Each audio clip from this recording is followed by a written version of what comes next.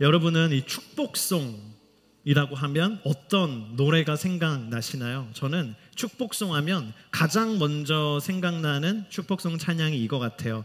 너는 담장 너머로 뻗은 나무, 가지에 푸른 열매처럼 하나님의 귀한 축복이 삶에 가득히 넘쳐날 거야. 따다단딴. 너는 어떤 시련이 와도 능히 이겨낼 강한 발이 있어. 전능하신 하나님께서 너와 언제나 함께 하시니. 여기까지만 하도록 하겠습니다. 네. 이 축복송이 많은 분들이 가장 먼저 생각하는 축복송이 아닐까 생각이 납니다. 제가 기억해 보면 청년 시절에, 제가 청년이었던 시절에는 교회에 가면 하루에도 몇 번씩 이 축복송을 했던 것 같아요. 예배 끝날 때쯤에 꼭 뭐 시킵니까? 오늘 처음 오신 분 자리에서 일어나겠습니다. 우리는 안 자리에서 일어납니다. 자리에서 안 일어나요. 우리는 옛날에는 다 일어났잖아요. 일어나면 다 뭐예요? 우리 저분을 향해 축복합시다. 너는 이거 하는 거죠. 그리고 나중에 그 새로운 분이 새가족 가정 다 마치고 우리 그룹에 왔어요. 그러면은 또 리더가 또 와가지고 여러분 우리 그룹의 새로운 가족입니다. 그러면서 또 축복합시다. 너는 또 축복하고. 거기서 끝나지 않아요.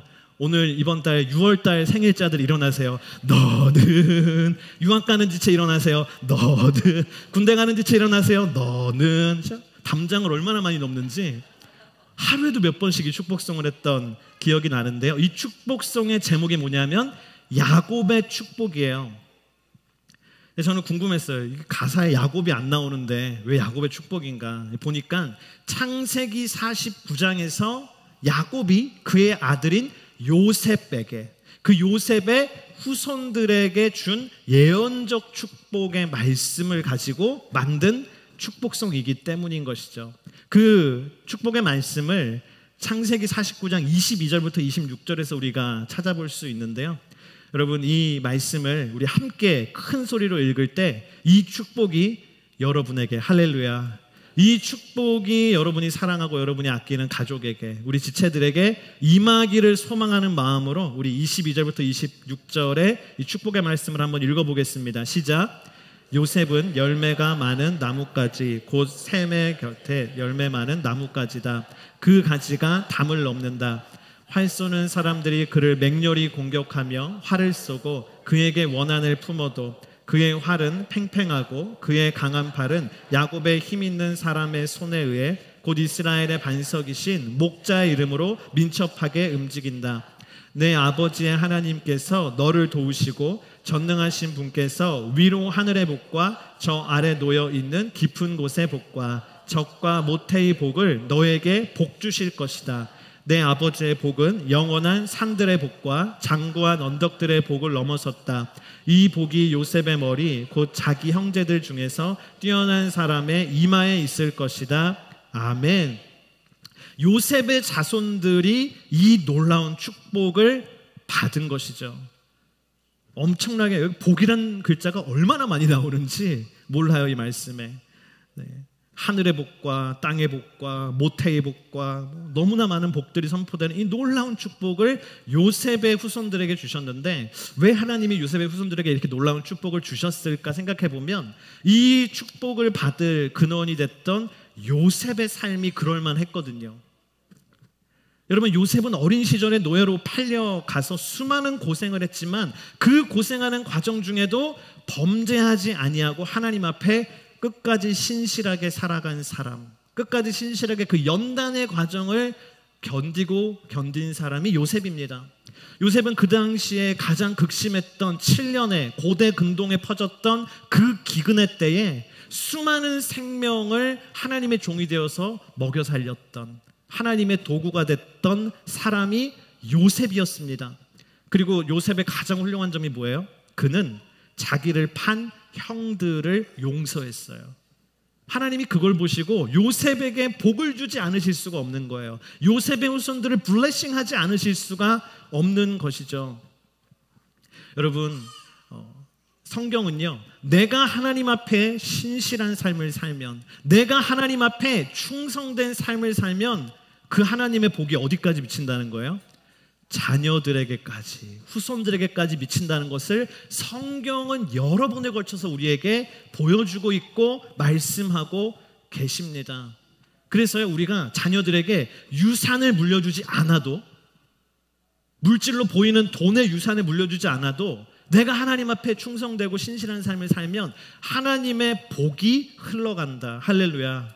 여러분, 이 믿음을 갖게 되기를 주의 이름으로 축복합니다. 요셉이 그런 거예요.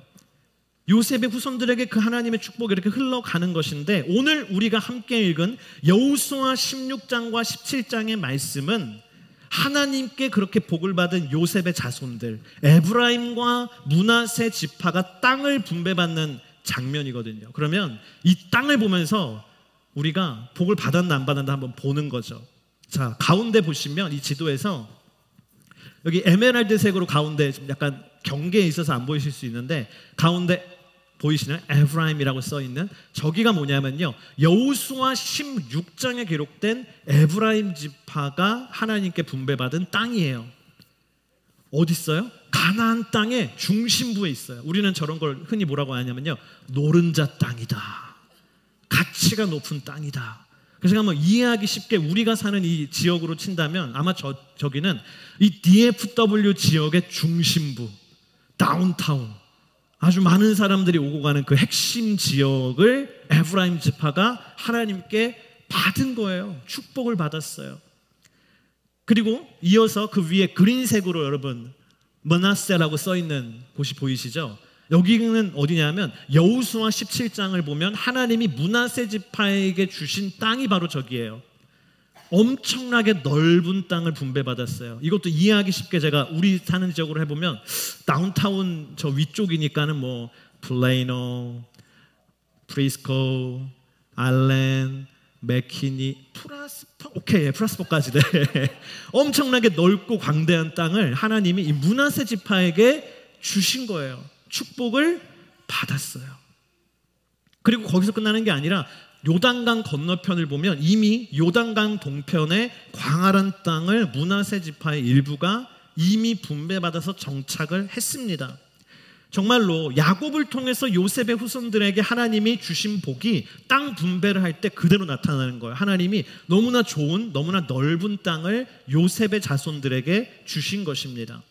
그런데 오늘 우리가 읽은 말씀은 딱 거기까지만 얘기하는 게 아니라요, 플러스 알파를 얘기하고 있는데, 그게 뭐냐면 하나님이 이 축복을 받은 므낫세와 에브라임 지파에게도 원하시는 것이 있더라, 말씀하시고자 하시는 것이 있더라는 것을 우리에게 알려주는데, 그게 무엇인가? 우리 첫 번째 함께 따라하겠습니다. 포기의 수고는 헛되지 않다. The effort of letting go is never in vain. 여호수아 16장에서 하나님께서 에브라임 지파에게 제비뽑기를 통해 땅을, 저 노른자 땅을 분배해 주시죠. 그리고 16장이 끝날 때 이 말씀을 덧붙이세요. 16장 10절인데 우리 함께 읽어보겠습니다. 그러나 그들이 게셀에 사는 가나안 사람들을 쫓아내지 못했으므로 오늘날까지도 가나안 사람들이 에브라임 사람들 가운데 살면서 노예가 돼 힘든 일을 감당하고 있습니다. 하나님께서는 분명히 가나안 땅에 살고 있는 가나안 원주민들을 싹 다 멸절해라, 싹 다 내쫓으라고 말씀하셨거든요. 그래야 그들이 가나안 족속의 영향을 받지 않고, 그래야 그들이 가나안 족속이 섬기는 우상을 따라 섬기는 죄에 빠지지 않기 때문에 가나안 족속을 다 몰아내라고 하신 거예요. 그런데 오늘 16장 10절에 보니까 에브라임 지파는 게셀이라고 하는 지역에 살고 있는 가나안 사람들을 쫓아내지 못했다라고 기록해요. 이게 단기간의 일이 아니라 나중에 후대에 가보면 솔로몬의 때에도 쫓아내지 못했어요. 아주 오랜 시간 동안 그 게셀이라는 땅에는요, 가나안 사람들이 살고 있었어요. 그러면서 계속 악한 영향력을 주는 것이죠. 그런데 쫓아내지 못했다라고 번역된 이 말씀을요, 히브리어 원어로 찾아보면요, 쫓아내지 못했다라는 의미보다는요, 쫓아내지 않았다라는 의미가 강하게 있어요. 그러니까 뭡니까? 능력이 부족했던 게 아니라요, 에브라임 지파의 능력이 부족했던 거라기보다는 에브라임 지파의 의지가 부족했다는 것을 성경은 얘기하고 있습니다. 이러한 일은 므낫세 지파도 똑같아요. 17장 11절부터 13절 우리 함께 읽겠습니다. 므낫세는 이사갈과 아셀의 영토 안에도 소유지를 가졌습니다. 곧 베스안과 그 주변, 이블로암과 그 주변, 돌사람과 그 주변, 엔돌 사람과 그 주변, 다낙 사람과 그 주변, 무기토 사람과 그 주변이며 세 번째는 언덕입니다. 그러나 므낫세 자손들은 그 성의 주민들을 쫓아낼 수 없었습니다. 가나안 사람들이 그 지역에 살려고 결심했기 때문입니다. 이스라엘 사람들이 세력이 강해졌을 때 가나안 사람들에게 강제 노역을 시켰지만 완전히 쫓아내지는 못했습니다. 므낫세 지파도 그들이 분배받은 땅의 도시 중의 일부는요, 이사갈 지파와 아셀 지파의 영토 안에 있었대요. 약간 그들의 전문용어로 나와발인데, 네. 그 안쪽에 하나님이 주신 도시들이 있었던 거예요, 므낫세. 근데 므낫세 지파는요, 그 도시에 있는 가나안 원주민들을 쫓아내지 않았다라고 오늘 성경은 이야기합니다. 13절 말씀을 보면 므낫세 지파가 충분히 세력이 강해지고 힘이 강해져서 그들을 쫓아낼 수 있었지만 그때도 쫓아내지 못했다라고 기록해요. 왜입니까? 능력이 부족했던 게 아니라 의지가 없었기 때문에. 여러분, 왜 그랬을까요? 왜 에프라임 지파, 이 축복을 받은 지파가, 왜 므낫세 지파, 이 복을 받은 지파가 하나님이 쫓아내라고 하면 순종해야 되는데 그렇지 않고 그들을 남겨뒀을까? 여러분, 왜 그런지 아세요? 힘들어서 그랬어요. 저는 처음에 이 말씀을 묵상할 때 이렇게 묵상이 됐어요. 이런 괘씸한, 하나님이 쫓아내렸으면 100% 순종을 해야지 왜 깔짝깔짝 이걸 남겨가지고 화근을 만드나, 너무 안타깝다, 순종은 100%인데 이제 그렇게 묵상을 하는데, 제가 계속 이 말씀을 묵상할수록 하나님이 주시는 감동은, 아니다, 한번 에브라임 지파가 네가 돼봐라, 므낫세 지파가 돼서 한번 생각해봐라, 왜 쫓아내지 않았겠냐. 그리고 제가 묵상이 되는 거예요. 여러분, 이들은 어떤 상황이었습니까? 일평생 광야에서 야전 생활을 하던 사람들이에요. 광야에서 텐트 치고 살던 사람들이에요.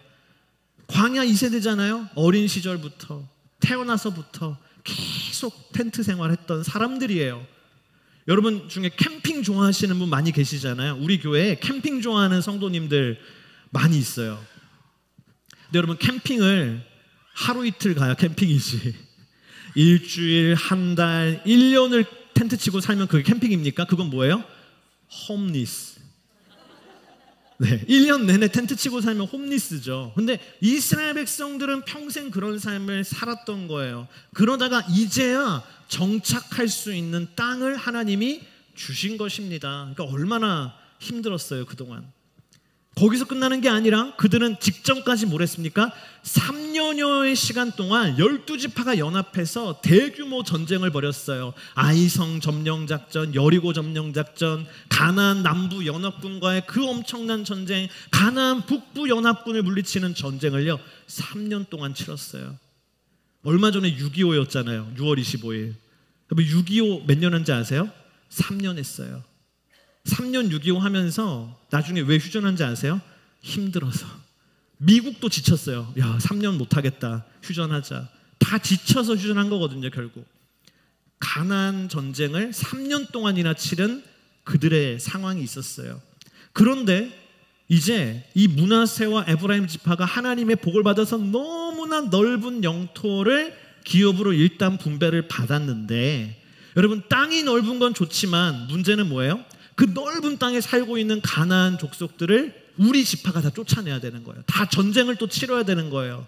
또 다른 도시 전쟁, 시가 전쟁을 이들은 치러야 되는 어려운 상황 가운데 있었던 것이죠. 그러니 입에서 무슨 말이 나와요?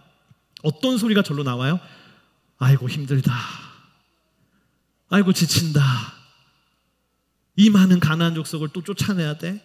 그렇게 힘든 와중에 한 가지 아이디어가 떠올랐는데 그게 뭡니까? 가나안 원주민들을 모두 내쫓지 말고 일부는 남겨서 노예로 삼자, 그거예요. 그럼 뭐 해도 됩니까? 전쟁 안 해도 되죠. 그리고 노예가 생겨서요, 삶이 편해져요. 힘든데 너무 잘 된 거예요. 이런 걸 전문 용어로 일석이조, 일타쌍피. 게임 좋아하시는 분들은 스플래시 데미지. 그래서 그들이 어떤 선택을 합니까? 16장 10절에 보면 끝에 이렇게 써 있죠. 가나안 사람들이 에브라임 사람 가운데 살면서 노예가 돼 힘든 일들을 감당하고 있습니다. 노예로 삼은 거예요. 또 므낫세 지파도 17장 13절에 보면 가나안 사람들에게 강제 노역을 시켰지만 완전히 쫓아내지는 못했습니다. 므낫세 지파도 여기에 걸린 거예요. 에브라임과 므낫세 지파는요, 그들이 제공하는 삶의 편리함과 풍요의 유혹을 포기할 수 없었던 것입니다. 여러분, 한국의 기독교 서적 중에 가장 많이 팔린 책은 2006년에 출간된 이용규 선교사님의 내려놓음이라고 하는 책입니다. 이용규 선교사님께서는 하버드 대학교에서 박사 과정을 마치고 그에게 보장된 성공의 길, 보장된 교수의 길이 쫙 열려 있었어요. 근데 그럼에도 불구하고 그걸 다 내려놓고 하나님이 부르시는 몽골 땅에 선교사로 갔어요. 그래서 그 가운데 하나님이 일하셨던 모든 일들을 간증 가운데 기록한 책이 바로 이 내려놓음이라고 하는 책입니다. 그래서 정말 이 책이 처음 나왔을 때는요, 크리스찬의 집에 가면요 항상 이 책에 꽂혀 있었어요. 얼마나, 여러분의 집에는 없나요? 항상 성경책 옆에 내려놓음. 항상 가면 다 있는 필독서관이 내려놓음이란 책이었어요. 근데 이 책에요, 표지에 이렇게 적혀 있어요. 너는 내려놓으라. 내가 채워주리라. 당신이 내려놓으면 그때부터 하나님이 움직이신다. 할렐루야. 근데 문제는 뭐냐면요, 수많은 청년들이 이 책을 제대로 읽어야 되는데 표지만 기억해요. 표지만 보고 자기 마음대로 내려놓음을 해석하는 거예요. 그래서 어떡합니까? 교회 가면 이러는 거예요. 목사님, 저 사역을 내려놓겠습니다. 무슨 일 있니? 왜 그러니? 제가 내려놓아야 주님이 움직이세요. 굿바이 하면서 이제 내려놔요. 공부하다가 막 힘들잖아요. 이거 너무 힘든데 그럼 어떻게 해요? 하나님, 이번 학기에는 이 학점을 내려놓겠습니다. 드랍! 과감하게 드랍! 내려놓음. 회사에서 막 일하는데 너무 스트레스가 많고 힘들면 뭐라 그래요? 주님, 이 직장을 주님 앞에 내려놓겠습니다. 사표 내려놓음. 진짜 그랬어요. 이성교제 하면서 남자친구 여자친구가 너무 힘든 거예요. 그럼 뭐라 그래요? 내가 기도해 봤는데 나 오늘부터 너를 내려놓으려고. 헤어지고 싶다는 말을 막 거룩하게 포장해서 하는 거예요. 여러분, 많은 사람들이 이 내려놓음을 잘못된 적용을 했습니다. 그런데 여러분, 이 책을 읽어보면 이 책의 주제를 담고 있는 성경 구절이 있어요. 뭔지 아세요? 갈라디아서 2장 20절 말씀이에요. 우리 함께 읽어보겠습니다. 시작. 나는 그리스도와 함께 십자가에 못 박혔습니다. 그러므로 이제 더 이상 내가 사는 것이 아니라 내 안에 그리스도께서 사시는 것입니다. 지금 내가 육체 안에 사는 것은 나를 사랑하셔서 나를 위해 자신의 몸을 내주신 하나님의 아들을 믿는 믿음으로 사는 것입니다. 아멘. 이 갈라디아서 2장 20절의 말씀, 중심 되신 예수 그리스도, 이 말씀이 뭡니까? 이 내려놓음의 주제의 말씀이에요. 나 자신이 그리스도 안에서 죽는 게 내려놓음의 주제예요. 무엇을 위해 내가 내려놓고 죽는 겁니까? 그리스도를 위해. 다시 말하면요, 그리스도를 붙잡기 위해 나의 욕심을 내려놓는 거예요. 그리스도를 붙잡기 위해 나의 욕망을 내려놓는 거예요. 나의 유익을 내려놓고 그리스도를 붙잡고 나의 안락함을 내려놓음으로 그리스도를 붙잡는 것, 이게 이 내려놓음의 주제인 것이죠. 근데 오늘 말씀에 보면 여러분, 에브라임과 므낫세 지파는 뭐 했습니까? 반대로 행했어요. 나의 유익과 안락함을 위해서 하나님의 명령, 하나님이 주신 미션을 내려놓았어요. 가나안 족속들을 내쫓지 아니하고 노예로 삼았습니다. 그들은 붙잡아야 할 예수 그리스도의 명령은 내려놓고 내려놓아야 할 내 삶의 안락과 편안함은 붙잡았던 것입니다. 그런 잘못을 범한 것을 성경은 오늘 얘기해 주고 있는 거예요. 여러분, 주님께서 우리에게 원하시는 수고가 있어요. 헌신이 있어요. 근데 그 중에 첫 번째가 뭔지 아세요? 땀 흘리고 수고하고 애쓰고 그거 좋죠. 근데 하나님이 진짜 원하시는 수고는요, 우리 따라합시다. 포기의 수고, 내려놓음의 수고. 포기와 내려놓음의 수고예요. 내려놓을 때는 땀이 안 나요. 근데 주님이 그걸 원하세요. 내려놓는 거를. 여러분, 서구 사람들이 이 아메리카 대륙으로 올 때 남미와 북미에 온 목적이 다르다고 하죠. 영국에 있는 청교도들이 하나님의 말씀을 잘 따르고 믿고 예배하고 자녀들에게 마음껏 가르치기 위해서 온 곳이 어디예요? 북미 대륙입니다. 그들은 영국에서의 편안한 삶을 다 내려놓고 이 개척되지 않은 북미 땅으로 와서 수고했어요. 뭘 하기 위해서? 예수 그리스도를 붙잡기 위해서. 그 예수를 붙잡기 위해서 그들의 영국에서의 편안하고 안정된 삶을 내려놓은 사람들입니다. 비슷한 시기에 유럽의 일군의 사람들은요, 북미가 아니라 남미 대륙으로 왔거든요. 뭘 위해 왔는지 아세요? 황금을 위해서. 그들은 더 많은 물질과 더 많은 황금을 붙잡기 위해서 왔는데 결국은 황금도 잃고 삶도 잃어버렸어요. 여러분, 예수님은 마태복음 10장 38절에 우리에게 말씀하십니다. 누구든지 자기 십자가를 지지 않고 나를 따르는 사람도 내게 합당하지 않다. 여러분, 하나님은 언제나 내가 너무나 가장 아끼고 사랑하는 것을 내려놓으라고 말씀하십니다. 왠지 아십니까? 그걸 내려놓는 게 하나님이 내 삶의 주인이라는 증거이기 때문이에요. 근데 여러분, 우리가 그걸 내려놓지 못하잖아요? 그럼 그 내려놓지 못한 게 내 삶의 약점이 돼요. weakness 포인트가 돼요. 그래서 사단이 그걸 알거든요. 너 그거 못 내려놓는구나. 사단 어떻게 하는지 아세요? 못 내려놓는구나. 너의 우상이구나. 엄청 흔들어요, 그걸. 자, 흔들리지? 네 때대로 안 되지? 그래도 네가 주님을 보나 보자. 엄청 흔들어요. 내 약점이 되는 거예요, 내가 내려놓을 때. 근데 언제 승리하는지 아세요? 내려놓을 때. 주님 앞에 딱 내려놓을 때 사단이 내려놓잖아. 약점이 없어졌네? 사단이 두 손 두 발을 드는 것이죠. 여러분, 주님을 위해서 내려놓음의 수고를 드리는 하나님의 사람이 되기를 주의 이름으로 축복합니다. 두 번째, 우리 따라합시다. 개척의 수고는 헛되지 않다. The hard work of pioneering will never be in vain. 제비뽑기를 통해서 땅을 분배하고 있잖아요. 그래서 이 땅 분배에 대해서 불만을 표현하는 것은 굉장히 위험한 일이에요. 왜입니까? 제비뽑기는 누가 주관하시는 거예요? 하나님의 주권이 있는 거거든요. 그래서 이거에 대해서 컴플레인 하는 거는 쉬운 일이 아닌데 오늘 말씀해 보니까요, 컴플레인 하는 지파가 나왔어요. 제비뽑기 하는 거에 대해서.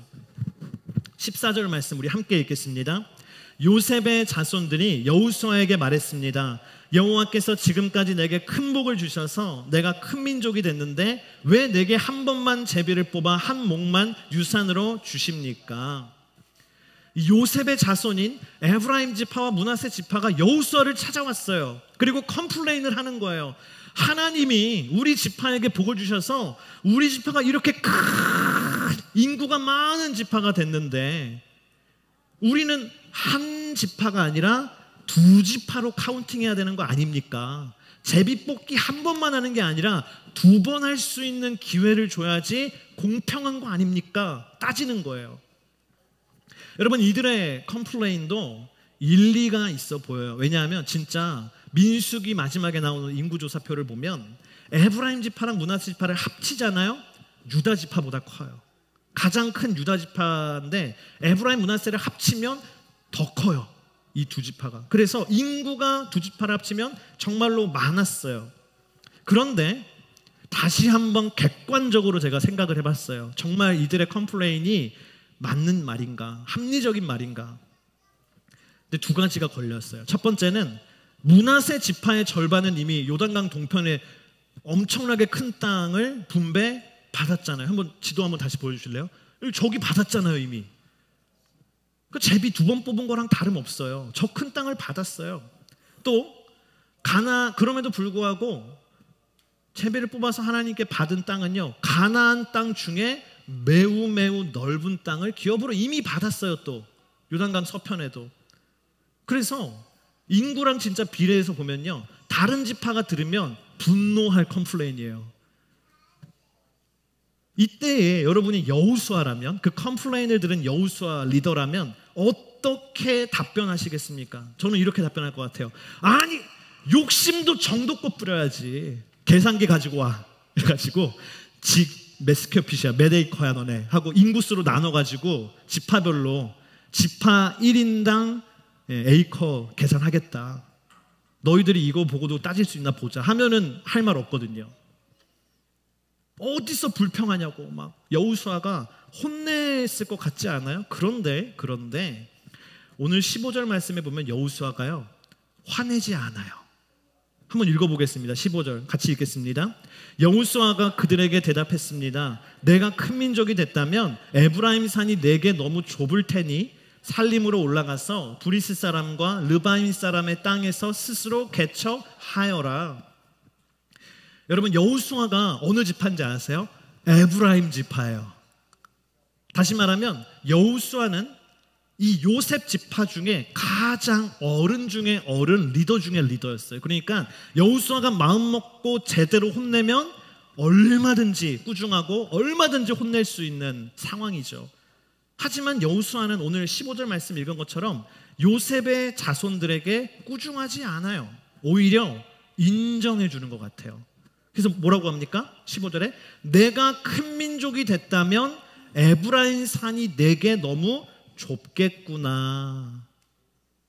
저는 이걸 뭐라고 해석하냐면 공감화법이다. 공감화법 여러분 아세요? 우리 형제님들한테 늘 우리가 남편분들 공감 못해 당신은 맨날 우리 잔소리 듣잖아요. 그렇죠? 할렐루야. 네. 근데 공감화법이 뭐냐면 너무 쉬워요. 상대방이 얘기한 걸 그대로 얘기해주면 공감화법이래요. 허리가 아파. 허리가 아프구나. 너무 쉽잖아요. 오늘 회사에서 스트레스 너무 많이 받아가지고 머리가 지끈지끈해. 회사에서 스트레스 너무 많이 받아서 머리가 지끈지끈하구나. 이게 공감화법이래요. 얼마나 쉬워요. 근데 제가 보니까 여호수아가 그걸 하고 있어요. 에브라임 문하시파가 와서 뭐라 그래요? 우리가 인구가 많아서 땅이 좁은데, 이러니까 뭐라 그래요? 니들이 큰 민족이 됐기 때문에 산지가 너무 좁겠구나. 와, 공감화법 아니에요 이거? 왜 그랬을까요 여러분?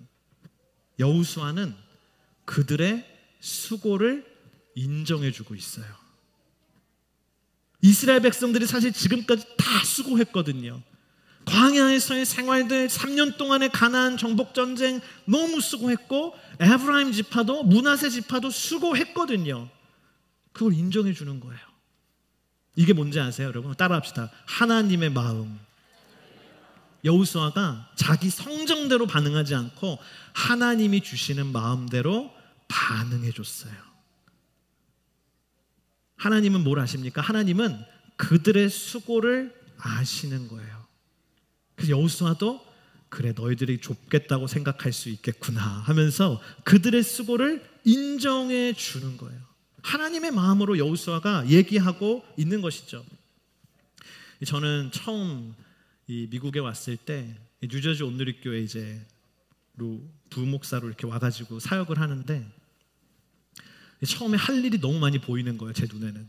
우리 교회가 막 성장하고 있고 막 확장되고 있고 하니까는 막 이것도 해야 되고 이것도 필요하고 저것도 필요하고 너무 할 일이 많이 보였어요. 제 눈에는. 그래서 이걸 해야겠다 하니까는요 집에 안 가게 되는 거예요. 제가 뭐 12시, 1시, 2시 막 새벽까지 일을 매일매일 그러고 있는 거예요. 근데 미국에 처음 왔는데 집에 아내가 혼자 있고 남편은 이제 새벽에 나갔다가 새벽에 들어오고, 근데 너무 일이 많이 보이는 거예요. 그래서 어느 날은 제가 새벽에 이렇게 밤늦게 혼자 또 집에 들어와가지고 자려고 이렇게 눕는데 눈물이 나는 거예요. 몇 달 동안 그 생활을 하니까는 제가 그래서 하나님한테, 그래서 하나님 저 이러려고 미국 부르셨어요? 네, 와, 너 왜 이렇게 하냐고. 제가 너무 고생하는 거 아니냐 이거. 근데 하나님이 얼마 있다가 제가 저를 위해 기도해 주신 어떤 분이 저한테 그러는 거예요. 아, 목사님이 기도하는데, 그분한테 제가 그 상황을 다 얘기하지 않았거든요. 근데 그분이 아는 거 이미 기도하고, 목사님 거기서 굉장히 수고하고 애쓰고 하는 거 하나님이 아신다. 그리고 뭐라고 하냐면 저한테 이렇게 얘기했어요. 근데 목사님 그렇게 수고하는 거 담임 목사님이 다 보고 있어요. 그렇게 얘기하는 거예요. 근데 그 말이 얼마나 위로가 되는지. 저는 마크 목사님 이제 저녁 되면은 수고하세요 하고 가시거든요. 그래서 목사님이 모르겠다. 어떻게 알겠어요, 목사님이요? 뭐 CCTV 보시는 것도 아니고. 근데 그분이 하는 거 아니라고. 목사님이 다 보고 있고 다 알고 있다고. 근데 진짜 나중에 보니까 알고 계시고 보고 있더라고요. 그 수고하는, 근데 그게 얼마나 위로가 되는지 몰라요. 아, 내 수고를 알고 계시구나. 그 뭐예요? 하나님도 알고 계시구나. 제가 담임 목회를 한 지 이제 얼마 안 됐지만 알겠어요. 보여요. 담임 목사 눈에는 수고하는구나, 애쓰는구나가 안 보는 것 같아도 다 파악이 될 수밖에 없는 거죠. 여러분, 당신이 수고하는 걸요 하나님이 아십니다. 할렐루야. 아무도 모를 것 같지만요, 내가 하나님 앞에 수고하고 헌신하고 했던 모든 것을 하나님은 하나도 남김없이 다 알고 계세요. 오늘 말씀에 그 마음이 여호수아에게 임한 거예요. 그래서 에브라임 므낫세 지파 너희들 이러면 안 되지가 아니라 수고했다, 인정해주는 마음이 있는 것이에요. 그리고 여호수아는 비전을 제시해요. 오늘 15절에 뒤에 이렇게 기록되어 있어요. 살림으로 올라가서 브리스 사람과 르바임 사람의 땅에서 스스로 개척하여라. 이게 뭡니까? 하나님께서 너희가 큰 민족을 이루도록, 큰 지파가 되도록 복을 주셨으니 땅이 좁다면 지도상에 보여지지 않는 산으로 올라가서 그 산에 살고 있는 가나안 족속들, 브리스 사람, 르바 사람들을 다 물리치고 그 땅을 새롭게 정복하라, 도전하는 비전을 줬어요, 여호수아가. 특별히 여기서 무슨 단어를 썼는지 아세요? 정확하게 개척이라는 단어를 썼어요. 저는 여기 꽂힐 수밖에 없죠. 우리 개척한 지 이제 1년 됐는데 개척 꽂힐 수밖에 없죠. 그래서 제가 원어로 찾아보니까 이 단어의 뜻은 뭐냐면요, 창조하다라는 뜻이래요. 창조적으로 새로운 영역을 확장하는 단어가 이 개척이라는 거예요. 다시 말하면 여호수아가 이 므낫세 에브라임 지파에게 뭘 얘기하는 거예요? 수고하는데 그 수고를 어디 쏟으면 좋겠냐면 하나님의 나라를 확장하는데, 하나님의 나라를 개척하는데, 하나님이 원하시도록 그 땅에 있는 죄악된 사람들을 다 물리치고 그 땅을 새롭게 하는 일에 너희들이 가면 땅도 없고 하나님의 나라도 확장될 것이다. 비전을 주고 있는 것이죠. 그러자 요셉의 자손들이 다음과 같이 반론을 제기하는데 16절이에요. 우리 함께 읽어보겠습니다. 요셉의 자손들이 대답했습니다. 산악지역은 충분하지 않습니다. 게다가 평지에 사는 모든 가나안 사람들은 베스안과 그 주변에 사는 사람이나 이스라엘 골짜기에 사는 사람도 모두 철 전차를 가지고 있습니다. 요셉의 자손들이 뭘 얘기합니까? 산악지역 별로 마음에 안 든다라는 거예요. 힘들게 수고한 것 치고는 별로 얻는 게 없는 산악지역 아니냐, 싫다. 두 번째 글은 뭐래요? 그럼 너무나 좋은, 갖고 싶은 평지를 정복하자니 그곳에 사는 원주민, 가나안 원주민들이 이미 그때 당시로는 최첨단 무기, 오늘날로 치면 최첨단 전투기에 해당하는 철 전차를 다 가지고 있어서 전쟁해도 우리가 질 것 같다, 더 이 고생을 하기 싫다라고 답변을 합니다. 그러자 17절 18절에 여호수아가 이렇게 다시 답변을 해요. 우리 함께 읽어보겠습니다. 그러나 여호수아는 요셉의 집 곧 에브라임과 므낫세 지파에게 말했습니다. 너는 큰 민족이고 세력도 크니 한 번의 제비만 뽑을 수는 없다.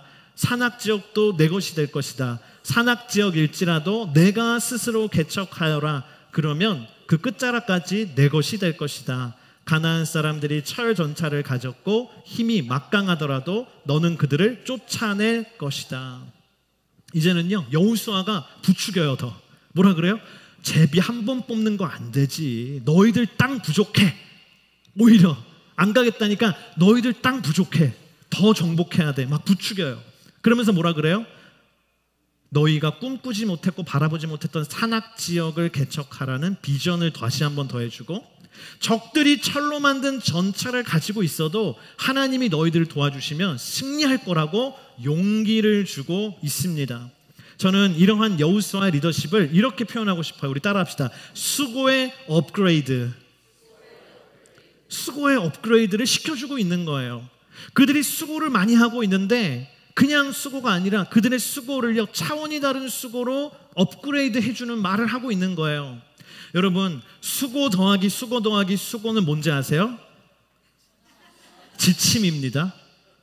여기 똑같은, 이게 에브라임 문화세 지파가 하는 얘기예요. 우리 광야에서도 수고했고요, 정복전쟁 수고했는데 이제 또 우리에게 분배받은 땅에서 또 전쟁을 또 하라니 우리는 지쳐요 라는 거예요. 이 얘기예요. 근데 이거를 여호수아가 어떻게 바꿔줘요? 이 수고에다가 하나님의 비전을 더해줘요. 업그레이드 해주는 거예요. 너희가 산악지역으로 올라가서 가나안 족속을 쫓아내면 그건 너희의 욕심과 필요를 채우는 것뿐만 아니라 그거는 하나님이 원하시는 열매를 맺는 거야. 수고 더하기 비전을 더해줘요. 그러면 뭡니까? 지침이 아니라 와, 하나님 나라의 열매가 있구나. 수고를 업그레이드 해줬습니다. 여러분, 우리는 하나님 앞에요, 의미 있는 수고를 해야 하는 줄을 믿습니다. 할렐루야. 여러분의 에너지가 제한되어 있다면요, 여러분의 힘이 제한되어 있다면 우리는 어떤 수고를 더 해야 돼요? 하나님 나라의 열매를 위한 수고를 더 해야 되는 거예요. 비전이 더해져야 되는 거예요. 그 수고예요. 근데 여러분, 문제 한번 낼게요. 하나님의 비전이 더해진 수고를 계속하면 지칠까요? 안 지칠까요? 지쳐요. 지칩니다. 네. 경험 없으십니까? 하나님을 위한 수고도 계속하면요, 지쳐요. 그래서 여호수아가 뭘 또 더하느냐? 여호수아는요, 수고에다가 비전에다가 하나님의 힘을 구하라고 얘기하고 있어요. 그래서 뭐라고 합니까? 철전차 이길 수 없을 것 같지만 하나님께 기도하고 하나님께 능력을 달라고 하면 하나님이 이길 수 있는 능력과 힘을 주신다라는 거예요. 하나님이 힘을 주신다는 거예요. 그래서 하나님 나라를 위한 일을 계속할 수 있도록 해주신다라는 것입니다. 여러분, 하나님의 나라를 위한 수고를 하고 계시나요? 그럼 우리가 반드시 기억해야 될 게 뭐냐면, 하나님, 이거를 하나님이 주시는 힘으로 감당하게 해주세요. 하나님의 힘을 저에게 주세요.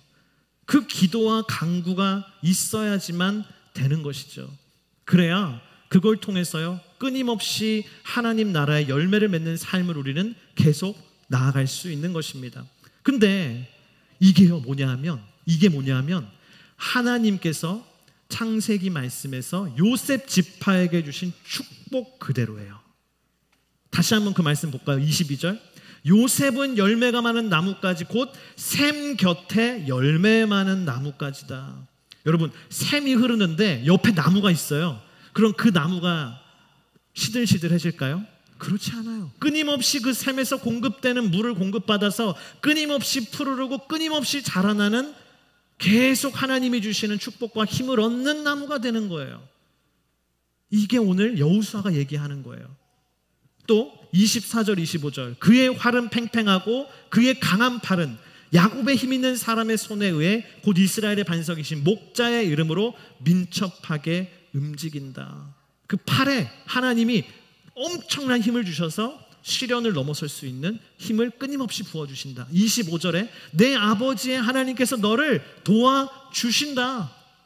철전차로 만든 민족이라 할지라도 너희가 하나님의 도움을 얻으면 이길 수 있다. 이 여호수아의 말이요, 요셉의 축복이 그대로 실현되는 놀라운 은혜였던 것이죠. 여러분, 하나님께서 수고한 당신에게 하나님의 비전을 더하셔서 그 수고가 하나님 나라의 열매로 맺히기를 주의 이름으로 축복합니다. 또 하나님께서 당신에게 새 힘을 더하여 주셔서 하나님 나라의 무한한 열매들을 맺는 아름다운 인생이 되기를 주의 이름으로 축복합니다.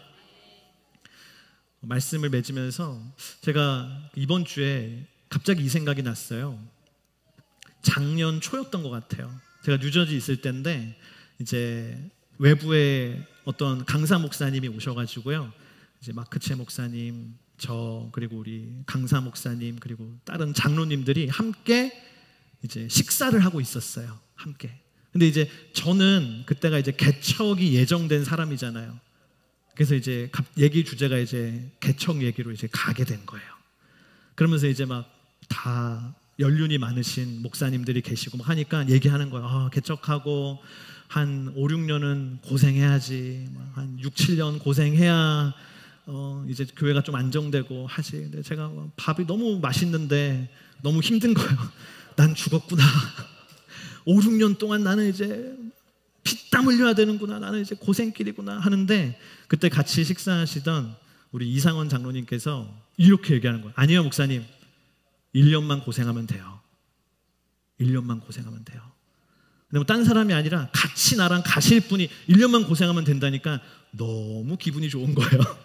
너무 위로가 되는 거예요. 그래서 그래 1년만 고생하면 된다 하는데요, 여러분 1년 됐어요. 7월 첫 주에 우리 예배 드렸고 오늘 6월 마지막 주니까 오늘 딱 지나면 1년 꽉 찼다 생각하는 거. 1년 꽉 찼는데 그럼 이제 끝났나 고생이? 그럼 갑자기 다음 주부터 막 모든 게 다 안정되고 편안해지고 막 갑자기 교회 건물 생기고 막 여기저기서 일꾼들이 목사님 제가 하겠습니다 막 일어나고 막 그런 건가? 아니잖아요 여러분. 그래서 아닌데 제가 한번 다시 생각해 봤어요. 주님 아닌데요? 뭐죠? 생각해 보니까 여러분 그런 인생은 없어요. 진짜 우리 인투 달라스 교회가 5년, 6년, 10년, 20년 지나면 그때부터는 고생이 없어집니까? No, 그건 죽은 교회예요 여러분. 살아있는 하나님의 교회는요 끊임없이 주를 위해 나아가기 때문에 끊임없이 수고하고 끊임없이 땀 흘리는 거예요. 선교사님들이 선교지 나가서 시간 지나면 사역이 안정되고 편안해집니까? No, 그건 죽은 사역지예요. 예수 믿지 않는 사람들이 아직도 너무나 많기 때문에 주님 오시는 그날까지 우리의 수고와 땀 흘림은 끊임없이 계속되는 거예요. 우리 한 사람의 인생으로 본다면 우리는 주님의 품에 안길 때까지 이 땅에서 그런 날은 없어요. 주님 오실 때까지 우리는 하나님 나라를 위한 수고를 하는 삶을 사는 게 주님이 우리에게 주신 복된 삶인 거예요. 그러면서 저에게 이 말씀이 생각났어요. 창세기 29장 20절 말씀인데 우리 함께 읽어볼까요? 야곱은 라헬을 위해 7년을 일했습니다. 그렇지만 야곱이 그녀를 사랑했으므로 그 7년은 단지 며칠처럼 느껴졌다. 야곱이 라헬을 너무나 사랑했거든요. 근데 라헬을 신부로 맞이하고 싶은데 돈이 없고 가난한 거예요. 그러니까 어떻게 해요? 몸으로 때웠어요. 내가 외삼촌 라반의 집에서 보수받지 않고 내가 열심히 머슴 노예로 일하겠습니다. 그래서 일하는데요 얼마나 야곱이 힘들어요. 낯선 타향살이죠. 고된 노동을 해야 되죠. 눈칫밥 먹으면서 살아야 되죠. 얼마나 고생스러워 이 삶이. 얼마나 힘들어요 이 7년이. 그런데 성경에 뭐라 그래요? 야곱이 라헬을 너무너무 사랑했기 때문에 그 고생스러운 7년이 그냥 며칠처럼 쑥 지나갔다라고 성경은 얘기합니다. 야곱은요 느낄 때 그 고생이 아닌 거예요.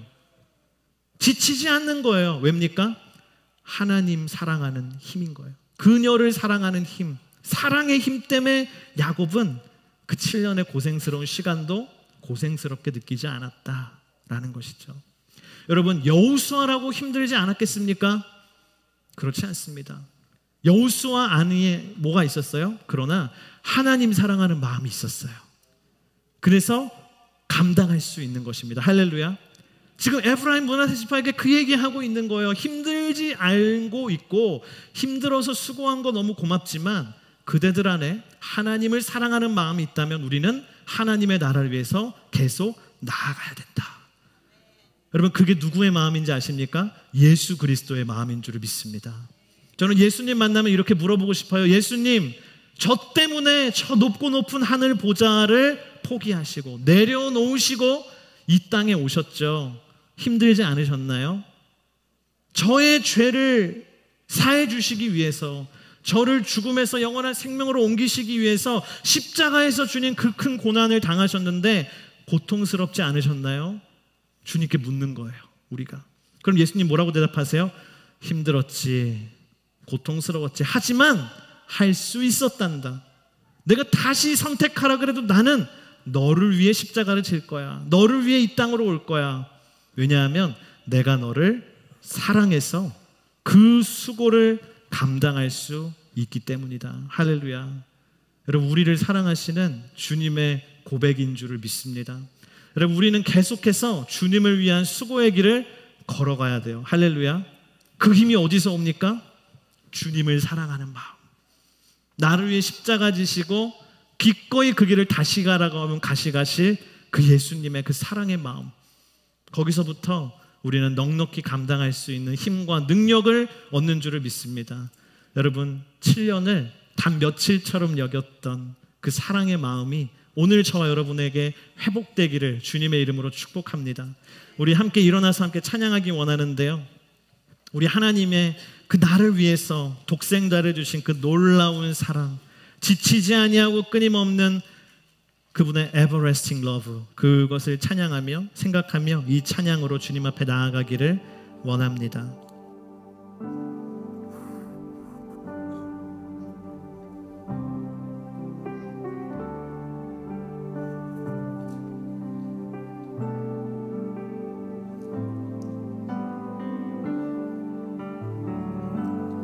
하늘보다 높으신 주 사랑, 바다보다 넓으신 주 사랑, 나를 향한 크고 높으신 사랑, 헛되고 헛된 그 모든 것 내게서 멀리 거두셨네. 나의 수치 찬양되었네. 영원히 감사드리리 주님의 은혜, 날 찾아주신 그 사랑, 오 주님 내 전부 사랑해요, 경배해요. 나 주 위해 살리 영원토록 신실하신 주 사랑을 전하리. 하늘보다 높으신 주 사랑, 바다보다 넓으신 주 사랑, 나를 향한 크고 높으신 사랑, 헛되고 헛된 그 모든 것 내게서 멀리 거두셨네. 나의 수치 찬양되었네. 영원히 감사드리리 주님의 그 은혜, 날 찾아주신 그 사랑, 오 주님 내 전부 사랑해요, 경배해요. 나 주 위에 살리 영원토록 신실하신 주 사랑을 전하리. 하나님께서 세상을 사랑하사 독생자를 주셨으니 믿는 자는 영생을 얻으리. 하나님께서 세상을 사랑하사 독생자를 주셨으니 믿는 자는 영생을 얻으리. 하나님께서 세상을 사랑하사 독생자를 주셨으니 믿는 자는 영생을 얻으리. 하나님께서 세상을 사랑하사 독생자를 주셨으니 믿는 자는 영생을 얻으리.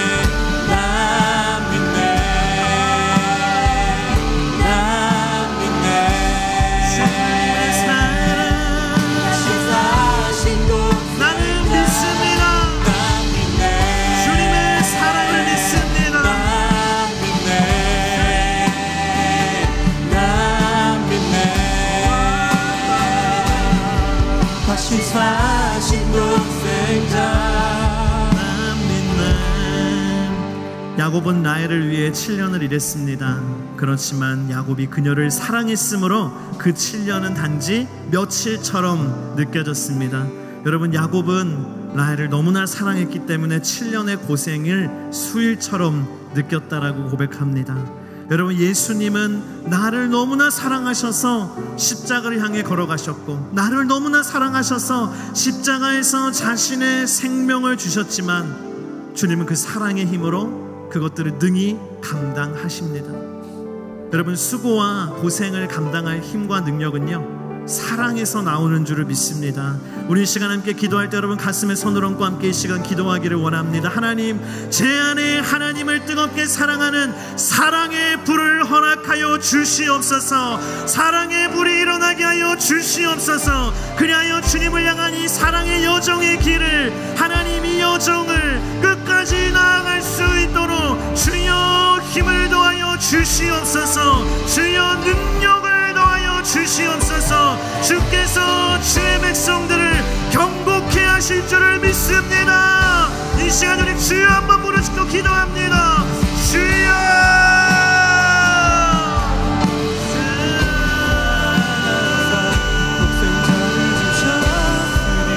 믿는 자는 영생을 얻으리. 하나님께서 세상을 사랑하사 독생자를 주셨으니 주님을 너무나 사랑하기 때문에 너무 거룩한 인생들이 되게 하여 주시옵소서. 하나님께서 세상을 사랑하사 독생자를 주셨으니 믿는 자는 영생을 얻으리. 오늘 우리 마음에 드신 가운데 하나님의 사랑하사 사랑하는 뜨거운 마음 회복되게 하여 주옵소서. 믿는 자는 영생을 얻으리. 보자 하는 영혼이 있습니다. 하나님이 다시 회복해 주셔서 하나님 넉넉히 걸어가게 하실 영혼이 있습니다. 하나님, 내가 회복해 하리라, 내가 회복해 하리라 말씀하시옵소서. 주님, 오늘 주의 백성들에게 찾아가셔서 주의 일을 행하여 주시옵소서. 하나님의 뜨거운 사랑의 마음이 일어나고 그들이 섬기는 하나님의 나라가 뜨겁게 일어나게 하여 주시옵소서. 사신 독생자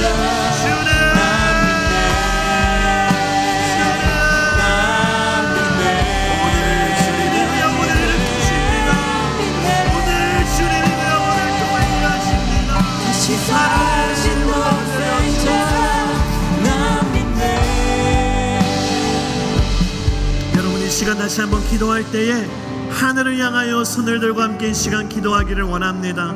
여러분, 오늘 예배가 시작하기 전에 주님이 제게 감동을 주셨어요. 오늘 예배 가운데 하나님이 회복시킬 영혼이 있다 말씀하여 주셨어요. 하나님이 그 영혼 가운데 하나님의 뜨거운 불을 회복시켜 주실 것이고, 하나님이 그에게 능력을 주실 것입니다. 지쳐있고 낭망한 영혼들마다 주님이 찾아가 주셔서 그 영혼을 회복시키시고 그 영혼에게 힘을 주셔서 이루실 하나님의 나라가 있습니다. 행하실 하나님의 일이 있습니다. 하나님은 그렇기 때문에 당신을 회복시키실 것입니다. 오늘 그 회복에 간절한 은혜에 소망하는 자들마다 하늘을 향하여 이렇게 기도하기를 원합니다. 주님, 오늘 내 안에 주님을 향한 뜨거운 사랑의 마음이 회복되게 하여 주시고, 오늘 나에게 하나님의 능력을 더하여 주시어서 나를 통하여 하나님의 일이 더 일어나기를 원합니다. 나를 통하여 계획하신 하나님의 일들이 이루어질 줄을 믿습니다. 하나님의 나라가 나를 통하여 확장될 줄을 믿습니다.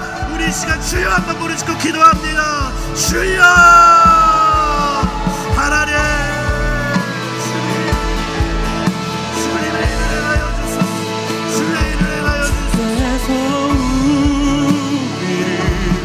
승리케 하셨네. 나의 능력, 나의 소망, 나의 믿음 주께 있네. 십자가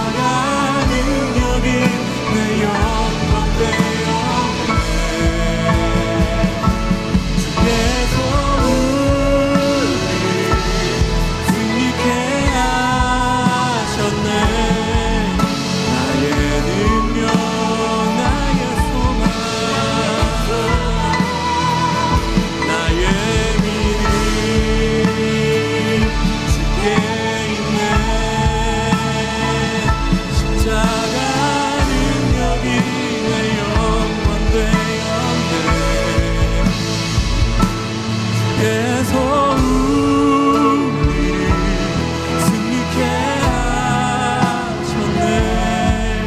나의 능력, 나의 소망, 나의 믿음 주께 있네. 십자가 능력이 내 영광 되었네. 주께서 우리를 승리케 하셨네. 나의 능력, 나의 소망, 나의 믿음 주께 있네. 십자가 능력이 내 영광 되었네. 주께서 우리를 승리케 하셨네. 나의 능력, 나의 소망 주께 있네. 여러분, 이 시간 자리에 다 앉아 보십시오. 고린도전서 15장 말씀입니다. 그러나 우리 주 예수 그리스도를 통해 우리에게 승리를 주시는 하나님께 감사를 드립니다. 그러므로 내 사랑하는 형제들이여 굳게 서서 흔들리지 마십시오. 여러분의 수고가 주 안에서 헛되지 않음을 알고 항상 주의 일에 더욱 힘쓰는 사람들이 되십시오. 여러분, 여러분의 인생 가운데 하나님의 나라를 위해서 헌신하겠다, 하나님께 내 삶을 드리겠다라고 고백한 분들이 이 자리에 많이 계실 겁니다. 그런데 오늘 이 시간 주님께서 다시 한번 당신을 콜링하세요. 나의 나라를 위해서 힘쓰는 그 인생, 나의 나라를 위해서 하나님의 나라를 개척하며 나아갈 인생을 주님이 부르고 계십니다. 오늘 이 자리에 여러분의 나이와 상관없이, 여러분의 상황과 상관없이, 여러분의 능력과 상관없이 하나님, 내가 주의 일에 힘쓰는 자, 하나님 앞에 다시 한번 헌신된 자로 나아가기를 원합니다.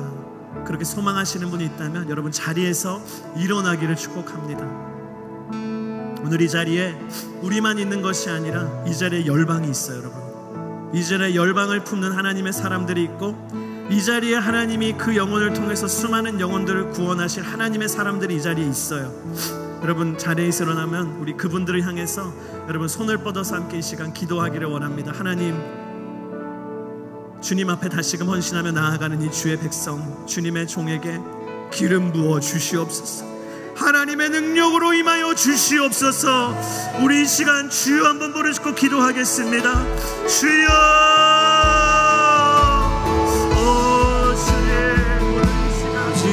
주의 백성이 어디 있어? 주의 백성이 어디 있어?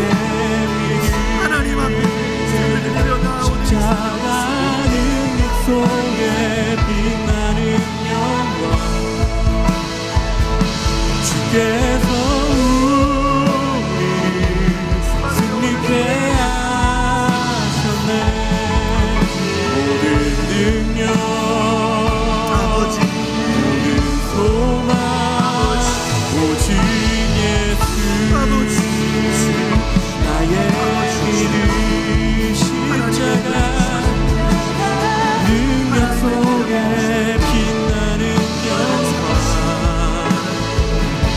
주께서 우리를 승리케 하셨네. 모든 능력, 모든 소망.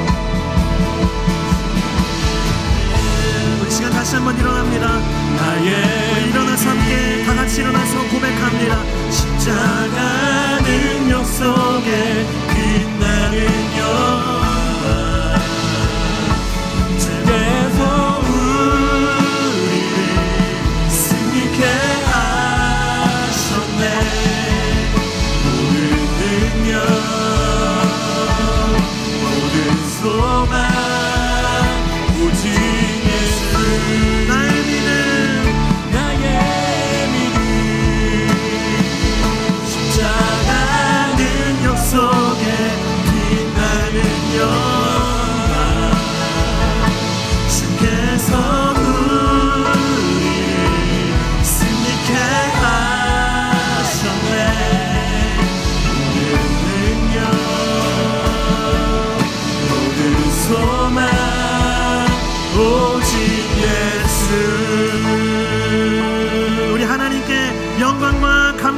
박수 올려드립니다. 아멘.